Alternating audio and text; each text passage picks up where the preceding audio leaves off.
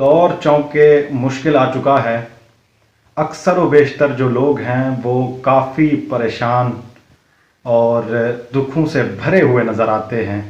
जिसको भी खोला जाए तो कितनी ही गमों की सटोरियाँ और दुख भरी कहानियाँ निकल आती हैं, और इस तरह हर बंदे के अंदर मायूसी हल्की फुल्की छाई हुई है इस फ़ज़ा के अंदर। तो मैं ये बताना चाहता था कि आप अपनी ज़िंदगी के अंदर जितने भी गम हैं, जितनी भी परेशानियां हैं, इनको देखें और मायूस ना हों। अल्लाह ताला बेहतरी करने वाला है और इंशाअल्लाह अल्लाह ताला बेहतरी करेंगे।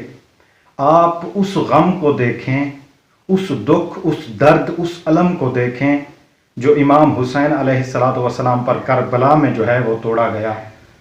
तो इमाम हुसैन अलैहिस्सलातु वस्सलाम ने उस वक्त भी अपने सर को सजदे में डाला और अल्लाह ताला की जो है वो अलहम्द बयान की, अल्लाह ताला की वहदानियत बयान की। तो इस तरह आप सब अपने दुखों को इकट्ठा कर लें तो उस गम के सामने हमारे दुख कुछ भी नहीं, हमारे गम उस गम के सामने कुछ भी नहीं।